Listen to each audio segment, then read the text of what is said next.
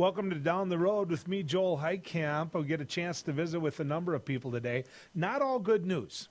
I mean, really not. We're going into a holiday season where you've got COVID going along, you've got some abuse going along, so we're going to head to the YWCA at one point today. We're going to go to the food bank as well today and talk about what we all can do during this holiday season. But I do have some good news. The Vikings won last weekend, I should say, and DJ Wanham is going to be on with us. That new rookie defensive end that's starting to look like he needs to be a regular defensive end. So I didn't even know who 98 was before the season started, and now I look for him on the field. So he's off to an absolutely great start. But let's go over some of the news of the day if we can. Active cases, COVID cases in North Dakota. In hospitalizations still rise, but active cases in North Dakota, we're looking at 300 to 319 new cases. We're looking at active cases at about 5,689, 27 new deaths in North Dakota due to COVID. And by the way, on the active cases, that's 12 more since yesterday. So there's some hope there. There's some promise there. But on my radio show, I mentioned the fact that it seems to be getting a little bit better in North Dakota. I started getting calls from people in the healthcare industry taking me to the woodshed, mad at me for even sending that signal out there because they feel that we still need to be very diligent. We still need to focus and do everything we can.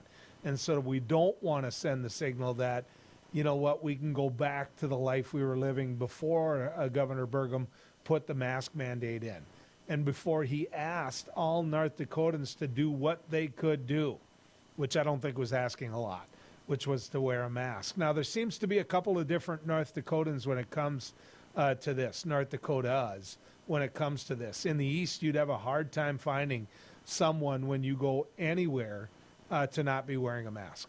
You'd have a hard time finding that individual. In fact, what you would find are people complying. In every place of trade, every business, in most workplaces, I've noticed it. Where the studio is for Beck Communications, where I come to do my television show and I get to go down the road with you, you meet somebody in the bathroom, you meet somebody in the hallway, they're going to be wearing a mask. So they listened to Governor Burgum. They did. Now, it's my understanding from asking, again, through my radio show, it's my understanding that, you know what, not everybody is. Not everybody is adhering to it in western North Dakota. In fact, there still needs to be, or I shouldn't say needs to be, there still seems to be that kind of a spirit of you can't tell us what to do.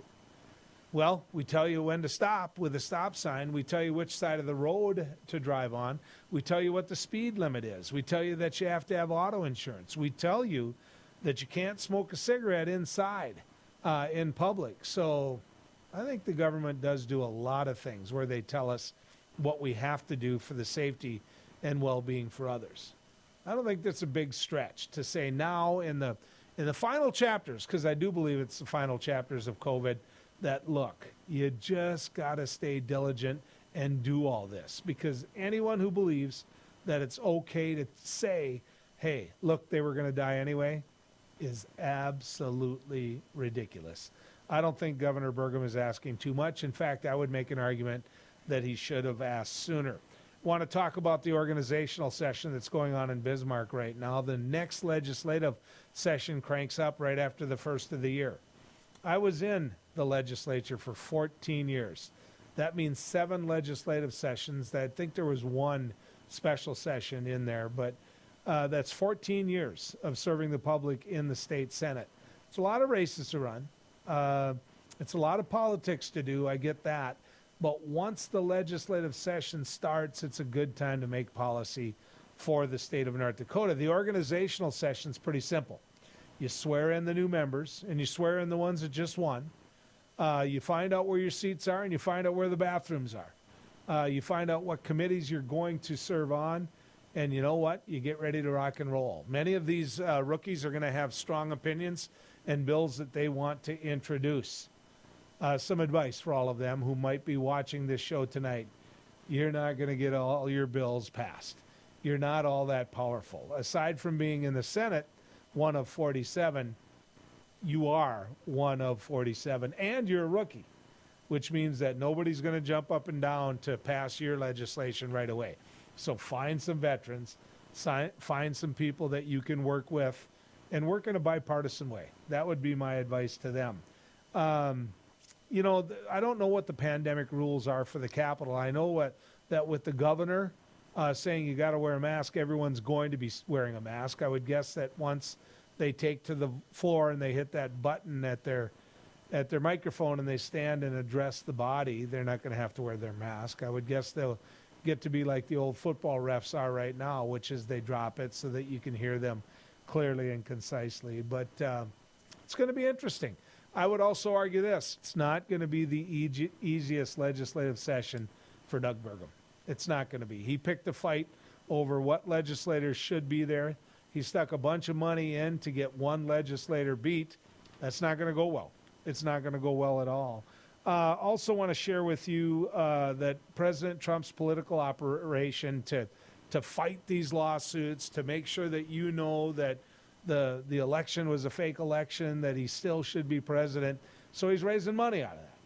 He put out the feeler. He wants money from you, and many people apparently are sending it to him. He's raised over $150 million new dollars. $150 million new dollars to fight these and to pay for these lawsuits, to fight this election. Know this, 32 out of the 33 lawsuits that he has brought have failed. They've been thrown out of court. The judges said, no way, no. 32 out of the 33. So if you want to send your check, you can. I get that. You can. It's your money. You can do it. But I can tell you this is what it's going to be used for. It's not going to be used about this election. Not at all. It's going to be used for future elections so he can be the candy man. He can make friends by sprinkling a little money here and there. There's also a lot of talk about how it can be used for other lawsuits and what the rules are when it comes to those other lawsuits. Everyone knows that President Trump is going to have charges brought against him in the Southern District in New York for acts that he committed before he was president. And there's no pardon coming for that, ladies and gentlemen. There's no pardon coming from that because there's a difference between state charges and federal charges. And President Trump knows that. Had he stayed in office for 8 years, what you would have found was the statute of limitations would have went his way. What you would have found was that the president wouldn't have had to worry about those charges because they would have went away. Well, they didn't. They didn't. Also want to throw at you, Dr. Fauci has been asked when the stadiums can be full again. As a Viking season ticket holder, I'll tell you this. I wish they would be full again. Although, in the beginning of the year, I got to tell you, I was telling everyone that it's a good year to not use my Viking tickets and to not have to pay for my Viking tickets because the team stunk. It's getting better as the year goes. It really is. It's getting better. Now, whether it's getting good enough to be in the playoffs, that's yet to be seen. They're a long shot. They really are a long shot. But that young defense is coming along, which is why it's going to be interesting later to visit with DJ Wanham.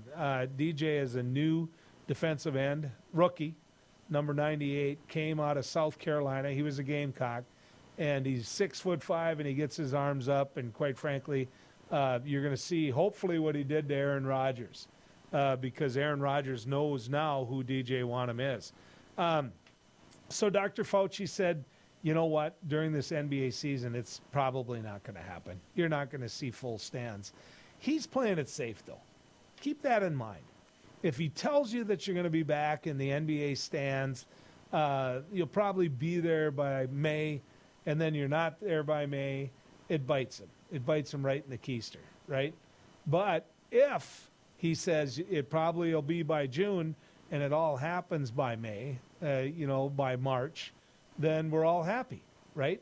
It's no different than when you used to drive somewhere with your kids. You'd say, you know what, we're going to be there in 20 minutes when really you were going to be there in 15, just to get them to be quiet and to get them not be mad after they look at the clock on the dash and say, Dad, you lied to us. Want to also talk to you about Joe Biden. He put together his economic team. Janet Yellen, former Federal Reserve Chair, we're talking about somebody who is probably one of his best picks and is going to make one of his best picks. Ms. Yellen is respected worldwide.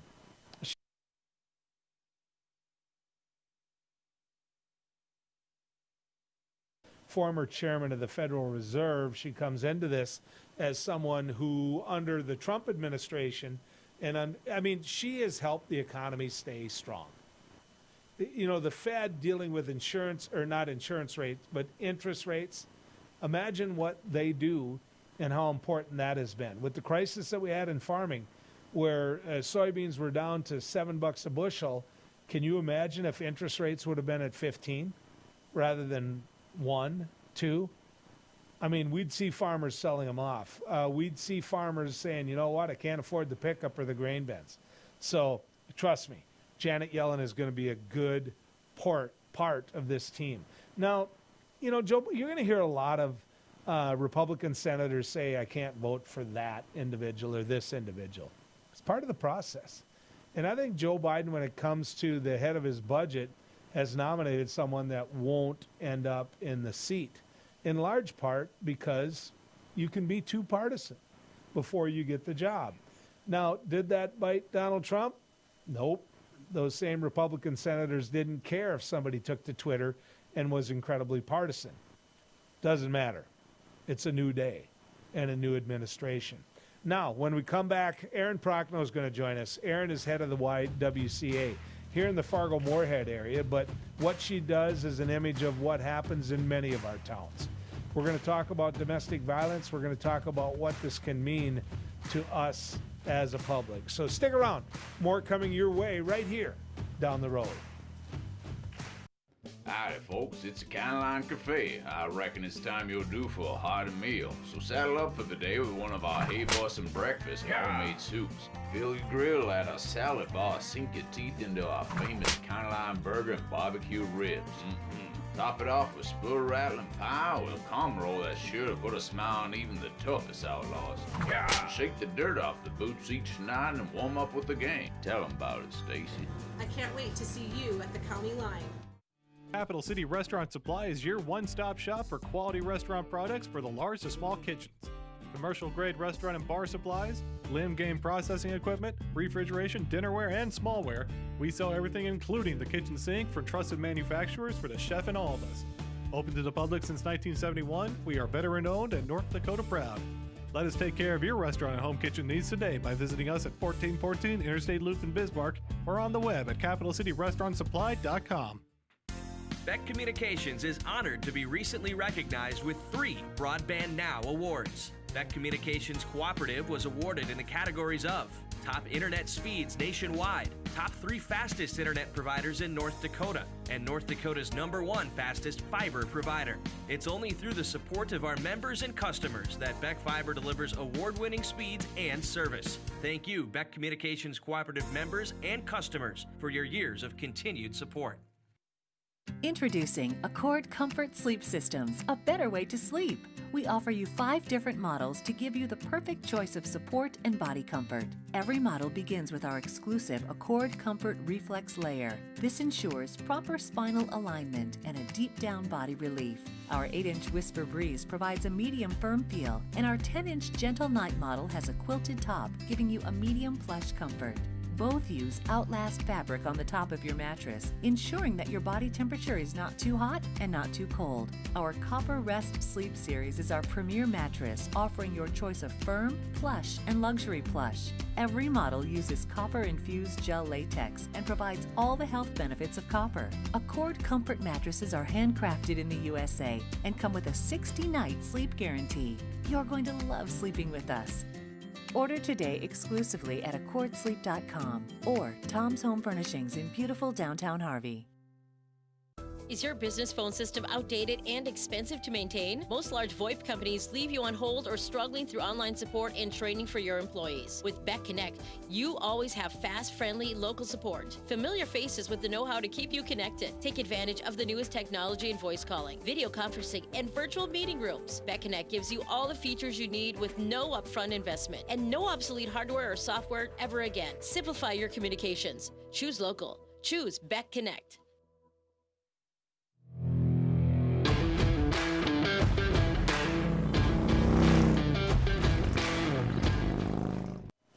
Welcome back to Down the Road. There's a lot of things going on. Not all of it's good. Not all of it's good. In fact, one of the stories that I think needs telling is about what can be happening in the area of domestic violence. And maybe send a little hope out there to people that might be viewing this on what they can do to help themselves. I've asked Erin Prochnow to join us. She's the executive director of the YWCA here in the Fargo-Moorhead area. Erin, good to have you coming down the road with us. Thanks for having me, Joel. So you said something to me off camera where we talked about how with COVID, things can actually be worse. Why don't you describe that to people? You know, as the largest shelter serving women and children in the entire state of North Dakota and Northwest Minnesota, we get a lot of phone calls that are alarming. But throughout this pandemic, one of the things that folks are calling and saying is that it's not safe for me to leave. You know, my abuser is home with me all the time. It's not safe for me to leave. And oh, by the way, is it safe for me to come to your shelter, which is a communal living environment with shared restrooms and a whole lot of other people?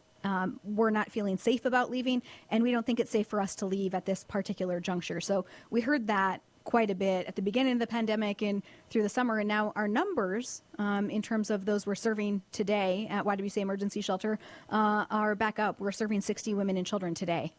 Got to a point where they had no choice but to leave, is what you're telling me. No question about it. You know, earlier today, you and I had talked about we're currently under construction at our shelter. We have 6 rooms closed off. So that's 6 more rooms for families that aren't staying there today.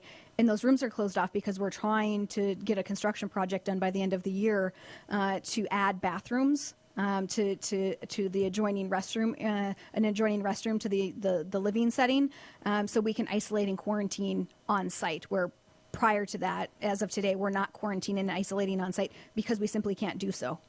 I want to be stereotypical, which I don't think is all that fair, but I do want to talk about domestic violence in the area as though it's women that are being violated, it's women that are being abused, and it's children. And so I realize the same thing can happen to a man, but that's not the norm. So I want to focus on women.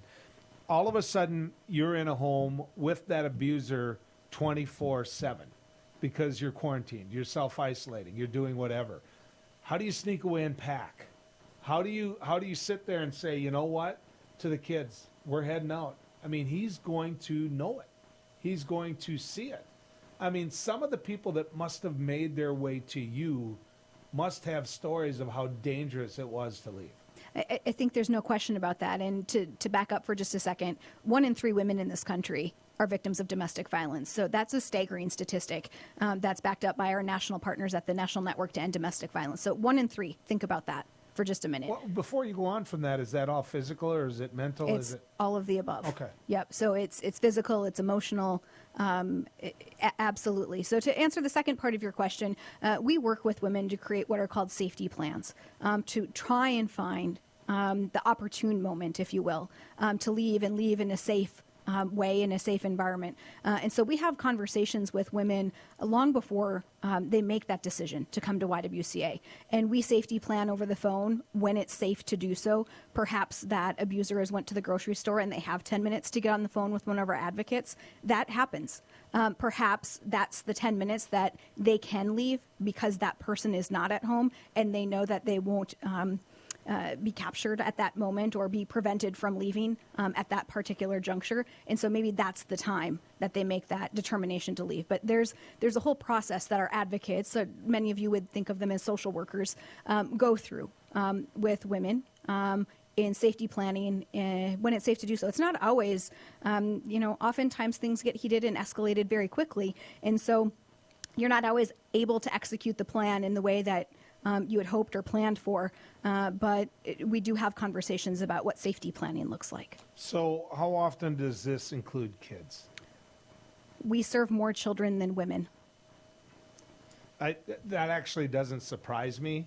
It just disappoints me. It's 52% children to 48% women. And with that, if I showed up tomorrow with my 2 kids, they would outnumber me. So there's some of that. There's a handful of single women that really are considered those, what we consider in our business chronically homeless, who've had a prolonged experience of homelessness for a year or more, or several episodes of homelessness in a period of a couple of years, that's considered chronically homeless. And that too stems back to violence and abuse historically, whether that was in their home life growing up or if they were a victim of abuse from an intimate partner themselves as well. So what do you do if somebody comes to your shelter looking for help, and you know how bad the abuse is, and then a month later, 2 weeks later, they look at you and they say, you know, he promised me he's going to be better. Everything's going to be fine. He promised me. I want to head back. What do you do? You know, our approach is about empowerment, and empowerment to YWCA is people making their own decisions. Oftentimes, women who seek shelter at YWCA have not been able to make their own decision for a long while because they've been controlled or any power they've had has been removed from them. And so we indicate that that choice is theirs, number one. But number two, here are all the tools and resources, and we're going to be here if you need us. We're here for support. You can call us anytime, day or night, and we're going to be here for you. But it's not up to us to make that decision. I often liken this, and I know we're close here to time, but I often liken it to, you know, you and I, both of us, and I can say this because we've known each other a long time, until we're the ones that decide not to eat the cheeseburger, it's not going to happen, right? I try to lighten the mood a little bit because this topic is tough. But until we're the ones that don't eat the cheeseburger, we're not going to lose 10 pounds. Same concept, Joel. Until it's my decision, it's not going to happen. So we can be encouraging, and there's tools and resources and guidance that we can provide. But until that person has the self-determination, it's not going to happen. They need to be the ones to make that selection. So I only have a little bit of time left, as you pointed out. How often do you involve law enforcement? Very often, very frequently. They're very good friends of ours. I was over this morning talking with an officer, having a conversation just about general community outreach and trying to reach at-risk children in our community who may find themselves in a homeless situation and what we can do to prevent that from happening in the first place. And so we work together very frequently. There's certain things we can't tell them because of domestic violence laws in North Dakota. As a domestic violence provider, I can't confirm or deny that anyone is staying at our location, whether it's the police, whether it's the abuser, or whether it's you. Mm-hmm. But what I can do is provide general information about the folks that we serve and the issues that they face. And so thank you for bringing this forward, and the fact that domestic violence has been exacerbated by stress through this pandemic, and we've stood there and been ready every step of the way with uninterrupted services at YWCA. Keep doing what you're doing. Keep doing what you're doing, and I hope other communities who are watching say, you know what, we need that in our community, because many do. Many need that type of help. Melissa Solblick's going to join us when we come back. She's president of the Great Plains Food Bank. A lot of people going hungry during this pandemic. What can we do to help? We'll talk about it right here as we go down the road. I just went in for a regular mammogram, and I found out that I had a little tumor. Through the exam and the biopsy, it was determined that I had cancer. I got a call from one of my doctors that I was diagnosed with breast cancer. After 5 years, they found a local reoccurrence. The first thing you hear when you're told you have a cancer, it's a little daunting because you don't know where to go with it. Since 1999, in a partnership between CHI St. Alexius Health and Sanford Health Bismarck, the Bismarck Cancer Center has provided the most advanced radiation therapies and holistic support services for cancer patients and their loved ones for 20 years. I've been at the Bismarck Cancer Center since it started. I actually was in the basement of Med Center 1 before, when we had old machines and old equipment. And thankfully, the two hospitals at the time, St. Alexius and Med Center 1, joined forces to create the Bismarck Cancer Center. I walk in the door, I get nothing but hugs, and I was marveled at them. I mean, I thought it was the best place in the world. The staff is unbelievably compassionate, and they explain everything to you. Everybody's genuinely concerned about your well-being, and the level of care is just top-notch. The Cancer Center just does such an amazing job of helping people. To me and my family, the Cancer Center means life. It's given me the ability to live out my life with my family, my wife, my children, my grandchildren. Because of them, I'm 2 years out, get to move on with my life, make a difference now for other people. I would recommend this center because the minute you walk through that door, they've got your back. This center means so much to me and to the people that are in this building, and we just want to keep giving it back to the community and providing for them what they need. I'm Katie. I've been cancer-free for 2 years. I'm Steve, and I've been cancer-free for 4 years. I've been cancer-free for 10 years. 10 years. 11 years. 15 years. My name is Lainey, and I've been cancer-free for 18 years. Bismarck Cancer Center, your partner against cancer for 20 years.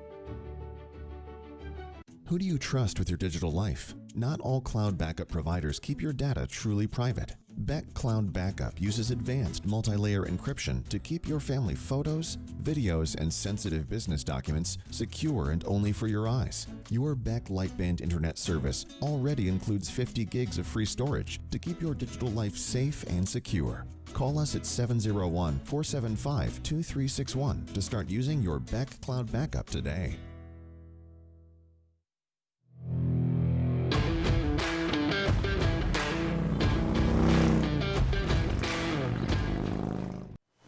Welcome back to Down the Road with me, Joel Heitkamp. The individual that you're about to meet is someone I've known for quite some time now. Melissa Soblick is, well, she makes a difference. She really does. I saw her serve in I don't know if it's called a political office as much as what it is community service. And what you're about to find out she does is community service as well. But she was on the Fargo City Commission until she decided, you know what, I'm not going to run again. Which I don't blame her for because she had other work to do, and that is president of the Great Plains Food Bank. Melissa, good to have you on Down the Road. Oh, it's good to be here, Joel.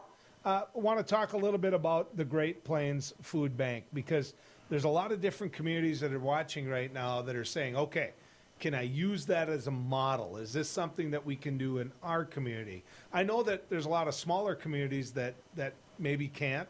They can't set up something permanent like this, but they can do some of what you're doing. So describe to them what the Great Plains Food Bank is. Absolutely. So we are the one and only food bank in the state of North Dakota. And so we serve the entire state in Clay County, Minnesota. And really what we are is a clearinghouse or a hub for food that would otherwise go to waste. We bring that into our warehouse, put it on a shopping list, and then every food pantry, soup kitchen, and shelter across the state place an order, and we deliver it directly to their door. So each and every month, we have a fleet of trucks and drivers who are making over 210 deliveries, and that's how many food pantries, soup kitchens, and shelters we have across the state of North Dakota right now. So where does it all come from? Primarily from the food industry. And so whether it's manufacturers who, you know, if you take like Dakota Growers Pasta, if they cut their pasta a little bit too long or a little bit too short, instead of sending it to market, they'll actually take a tax break and donate it to us. And so we're distributing every single month over 1 million pounds of food through our warehouse. Good for them. I think it says a lot about them, first off, and second off, it says a little something about our tax code, that they can benefit from it themselves. Now, 4 straight days of shopping, although, let me do the math here. It's 23 days away, Melissa, 23 days away until men have to shop. That makes it Christmas Eve, but that's a whole nother you side. have plenty of time, Joel. Yeah, exactly. 4 straight days of shopping, give back, Giving Tuesday. What's this all about? Well, you know, Giving Tuesday is really a great day following Black Friday and Cyber Monday for people to give from the heart. And so after you've shopped and hopefully finished your holiday shopping, this is an opportunity for you to give back to your community and support the nonprofits that are delivering services and goods every single day. We are fortunate enough that today all donations up to $15,000 are matched by Tom and Judy McCormick. So you can go online. Facebook is huge today. Facebook is also doing a $7 million match to nonprofits. And just give back. Go on Facebook, go on our website, greatplainsfoodbank.org, and your gifts will be matched today. And that will actually benefit the entire state of North Dakota. So real similar to Giving Hearts Day, but just at this time of year when it's so desperately needed for places like yourself. That's what you're saying. Absolutely. Yeah. I want to talk about whether or not the need has increased during this pandemic, because as you know, many of us are eating at home. I called Sue on the way home last night and said, what do we have? Lord knows I need to eat more, but called her up and said, what do we have? And she said, I've been working. In other words, there was no crock pot happening. So it was chicken pot pie for me last night, but I did have something. So I don't have anything to whine about. There's a lot of individuals I know without something. And so has it gotten worse during the pandemic? It has. And what we have seen is a sustained 45% increase. So that's people who have never needed our services before. They're turning to a food pantry. They're coming to mobile distributions. And when we think about, pre-COVID, we were serving 102,000 people. So that alone was a lot. And then when you figure through COVID, we are up to about 135,000 North Dakotans. And we're hearing stories that they used to be donors who gave to us, and now their hours have been cut. They're eating at home. Their kids are home from school and eating 3 meals there a day. They're struggling. And, we're very fortunate that we can be there to help them, but it does mean that there is an increased demand on our services. How do you meet that? I mean, it's like I look at it as a budget. I mean, I look at my budget for the next year. I know how much money I'm going to make. I can say I can afford this. I can't afford that. In your particular case, I mean, you didn't see this coming. I mean, it had to sneak up on you. I mean, how do you make sure you can make 40% of an increase work? It's a challenge, that is for sure. We didn't see it coming, and we have disaster plans, but this is not like anything we've seen before. What the other interesting thing that happened is as soon as COVID hit, our food donations decreased. People were going and shopping, and they were eating at home more, so they were using up it, and the retailers didn't have it available on the shelves. And there was such a market that there wasn't as much to donate. And so we had to take a really hard look and say, okay, if we don't do something different, people are going to go hungry. And what we resorted to doing was actually purchasing food by the semi-loads directly off the market. Now, that is not our traditional business model. It's not a sustainable business model, but we knew that we have a commitment to feeding people, and we had to do it in a little different way. And so we have been really focused on raising funds because we are purchasing food, and a semi-load of shelf-stable product is costing us anywhere from $30,000 to $35,000 right now. That's amazing. We need it. That's absolutely amazing how that changed on you to the point where are people helping more? Do people realize it? I think so. We have had a lot of people call us. We've had some really outstanding gifts from the community. And really, as soon as we tell people that we're going to feed people and we're going to do it any way we can, they understand that, and they're stepping up and helping however they can. Well, first off, that's great. And second off, it's sad. I mean, a 40% increase. I don't know how you do it. I mentioned earlier that you might be an example of what other people can do. But it's my understanding that you do serve the entire state in certain ways. True or not? That is true. Yep. How do you make that happen? Well, there are over 200 food pantries and soup kitchens across the state, so we're delivering to their door. We also started a lot of direct service programs. So there may be communities, very remote rural areas that don't have a bricks and mortar food pantry. And so we are packing food boxes at our warehouse in Fargo and loading them up on a truck and distributing food off the back of the truck to people in need. We have seen the most growth since COVID in those areas, very remote rural areas. They can't get to a grocery store. We're able to bring food directly to them, have a low or no contact distribution where they just pull up in their car. We verbally ask them questions. We load the boxes in their trunk and off they go. So how do you find out about them? How do you say there's someone in rural pick a town. I don't care what town. I don't want to. Let's go my hometown, Courtney. Okay, let's go my hometown, Matador. Either one. There you go. Right? Yeah. How do you find out about them that they need help and you're able to provide them help? Usually what happens is there's a community spark plug who calls us and says that there's such a need, what can we do? And we say, let's have a conversation, let's find a time, let's get there. And then we do a lot of Facebook, a lot of social media, radio, local newsletters to let people know about our services. And word of mouth is really big in those small towns. And so they actually still have calling trees where if I let my grandma know, she's going to call her friends and they're all going to call people. And before you know it, the whole community knows that we're coming. Well, and that makes sense. I mean, you get one church group and word can get out pretty fast. And so I think it's pretty wise that you're using those type of things.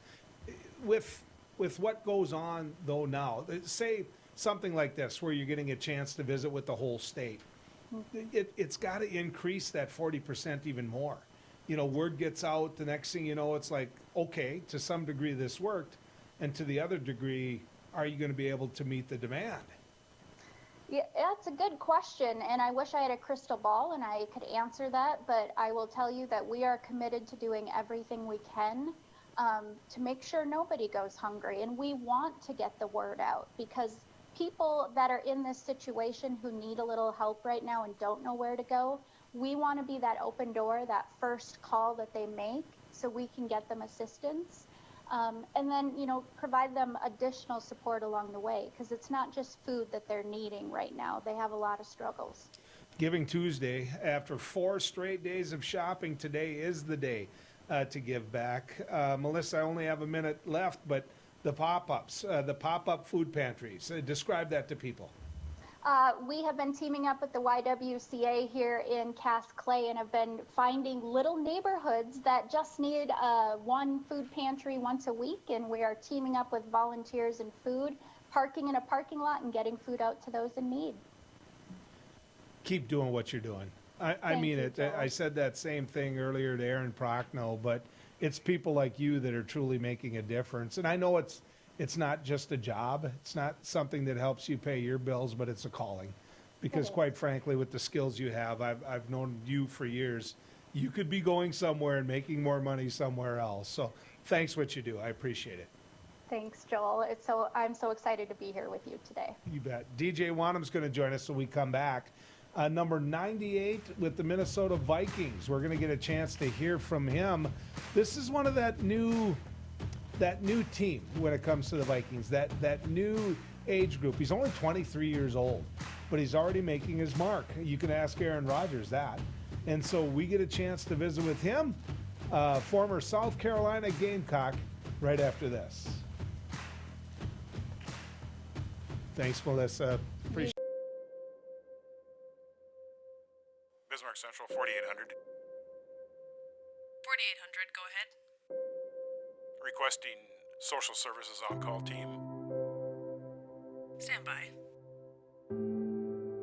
4800 social services requesting additional information.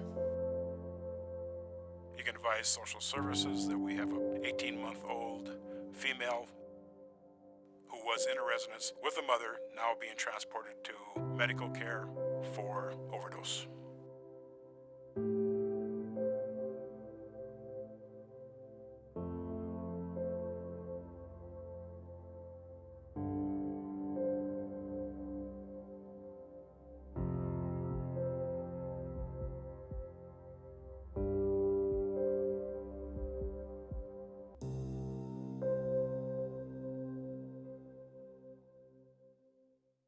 Trusting your digital life to faceless tech giants can be risky. Will they keep your family and business information truly safe from prying eyes? If you subscribe to local Beck Lightband internet service, you already have Beck Cloud Backup. Beck Cloud Backup is the safest, most private cloud storage for all your family memories, schoolwork, and business documents. Call 701-475-2361 to start using your free space on Beck Cloud Backup today.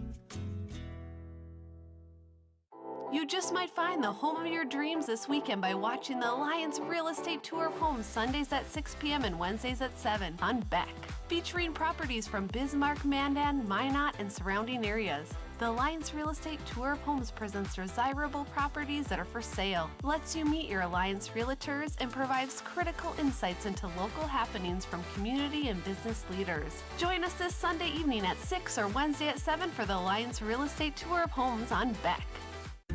Today's households have more digital devices than ever before. More links to family, business, education, and entertainment. Beck Communications spent over 10 years building North Dakota's fastest fiber optic internet service. Beck Lightband Internet, outpacing speeds in large cities nationwide. Lightband Internet handles all your digital needs without throttling your connection to the world. Beck Communications, valuable digital connections in rural North Dakota. Howdy folks, it's the County Line Cafe. I reckon it's time you're due for a hearty meal. So saddle up for the day with one of our Hey Boston breakfast homemade soups. Fill your grill at our salad bar, sink your teeth into our famous County Line burger and barbecue ribs. Top it off with spur rattling pie with a combo roll that's sure to put a smile on even the toughest outlaws. Shake the dirt off the boots each night and warm up with the gang. Tell them about it, Stacy. I can't wait to see you at the county line.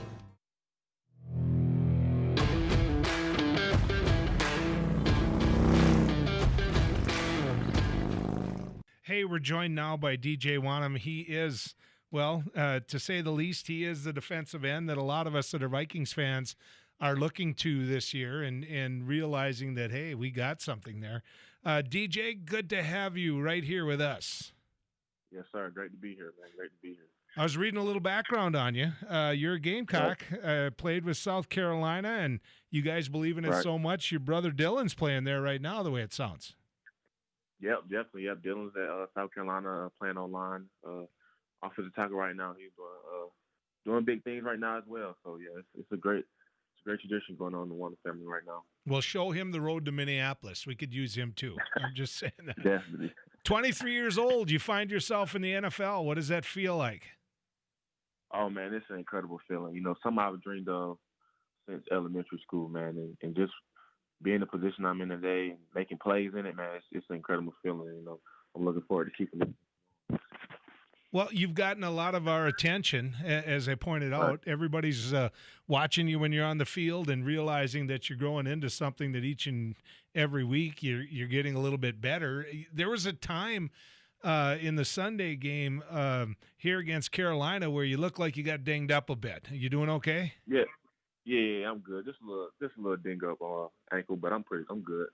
Okay, that's good because I'll tell you what, my son-in-laws were pouting pretty hard over the fact everybody's been watching you, man. I mean, seriously, you've got the attention of everybody up here in the Northland. How you digging Minneapolis so far? So far, it's pretty cool, man. It's different, you know, just as far as the weather and the snow, but I've heard it only gets worse from here, so, you know, I'm very excited for that. But other than that, though, it's pretty good, man. I'm loving the city, you know, loving the fans, and it's great.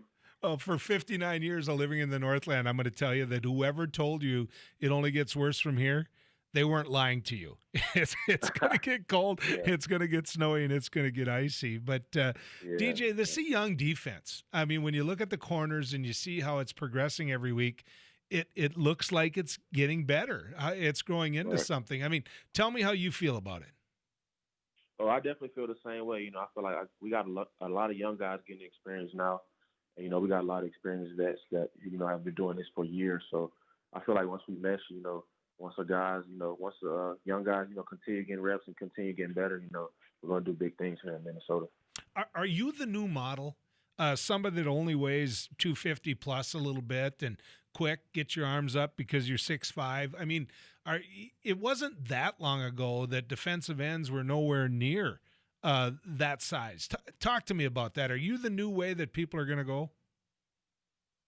Man, I can't really speak for the people, but I can speak for myself. And, you know, I've always been, you know, around 250, 255, 260.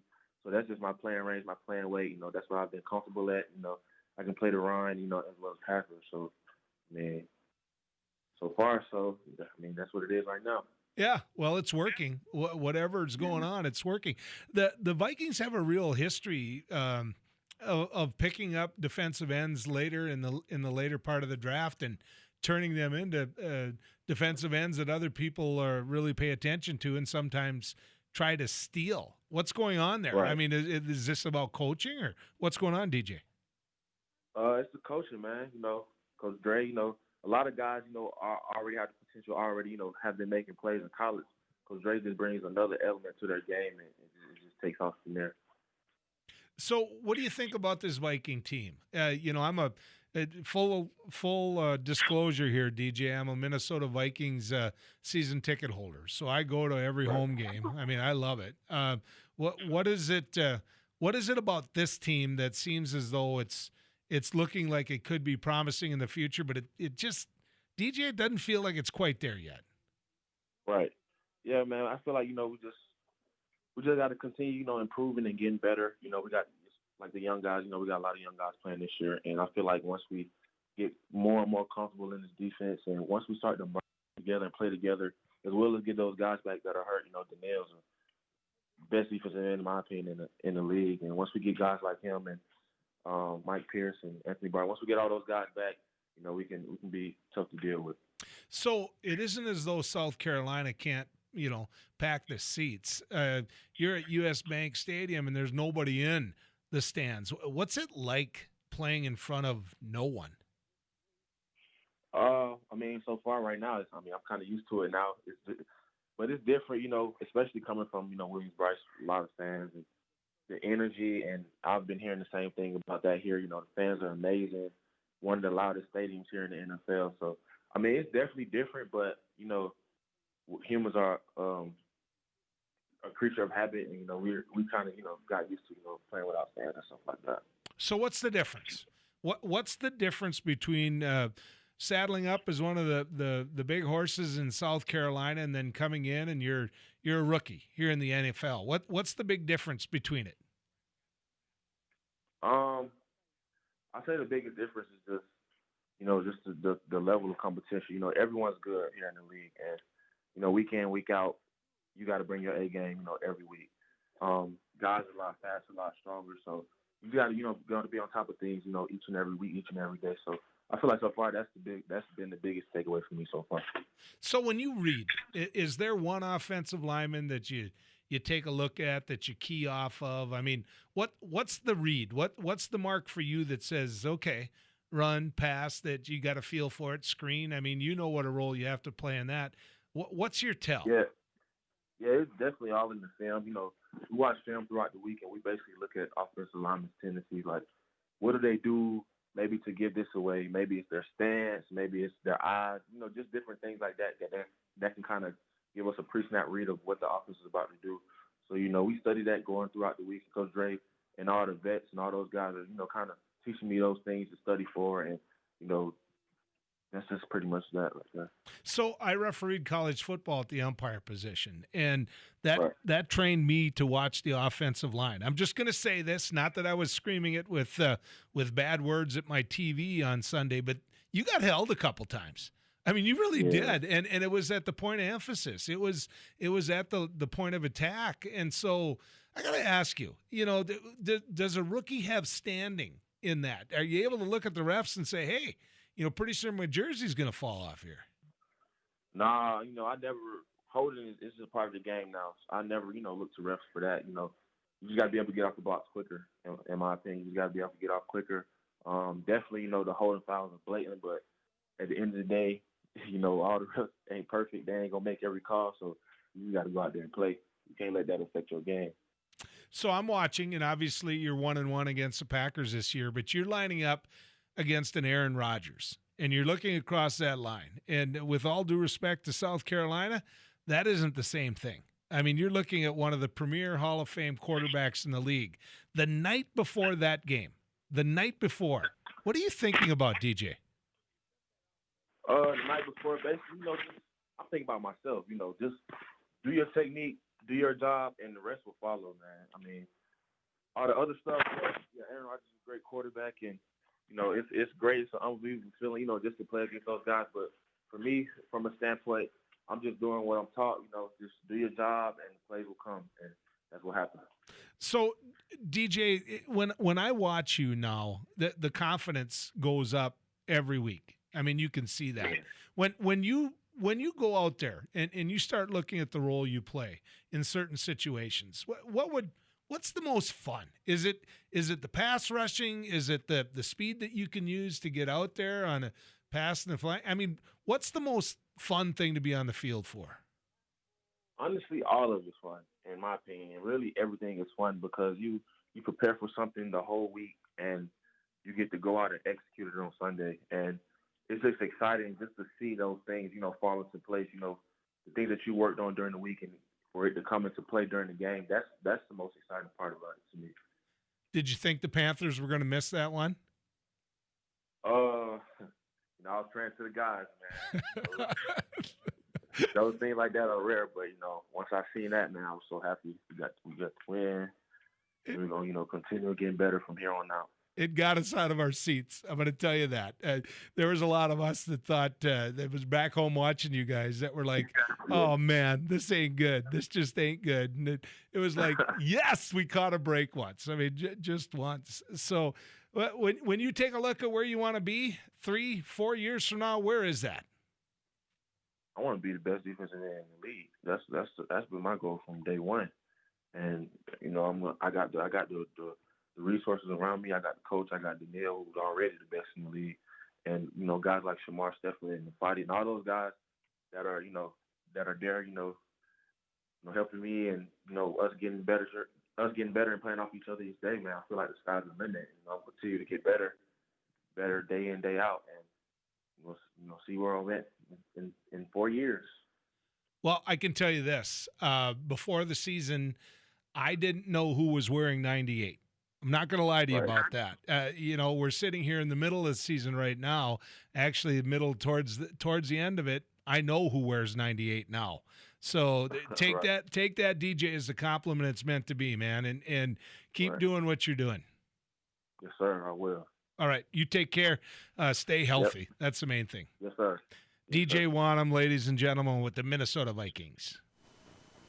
He's got a bright future. He does, and he's somebody you're going to want to watch. As you can tell, he's humble, and he's got goals set for himself. This Minnesota Vikings defense gets better every weekend. It does. Now, does it still make mistakes?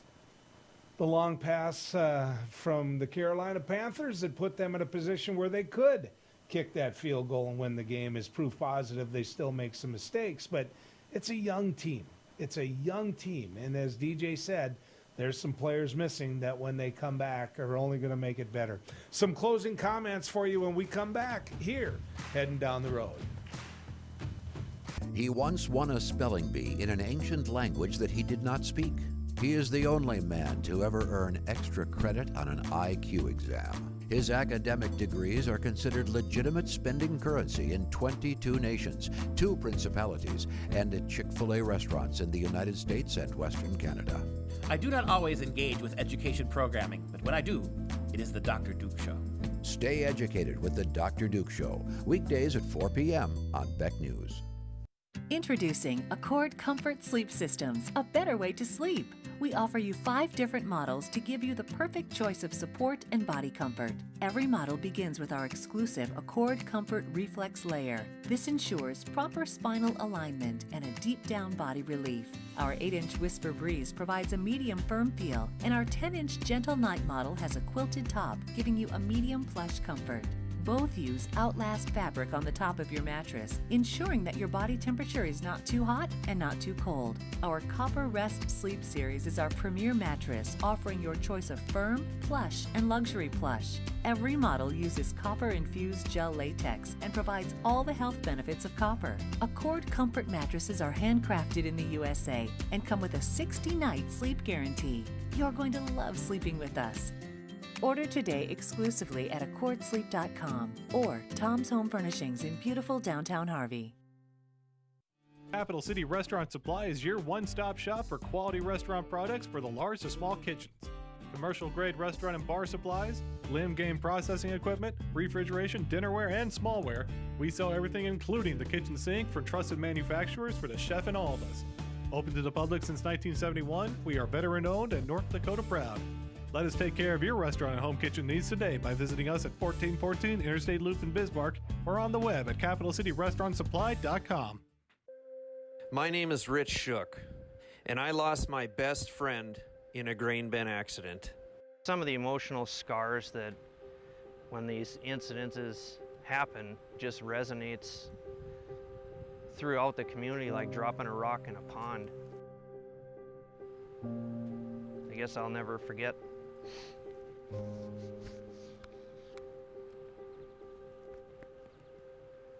At least the last moments we shared.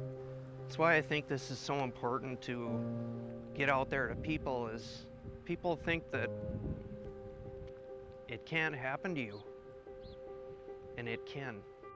The time it would take you to just kiss a loved one, and your life is over. I believe it's unacceptable. This message provided by North Dakota Farmers Union.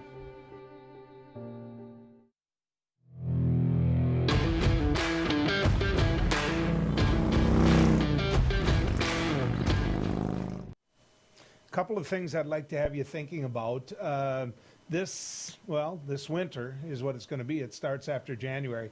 It started now, the organizational session, but that's basically a teach the rookies where the bathroom is kind of a thing. But the legislative session in 2021 is going to be pretty intense, and it's going to be intense because of this.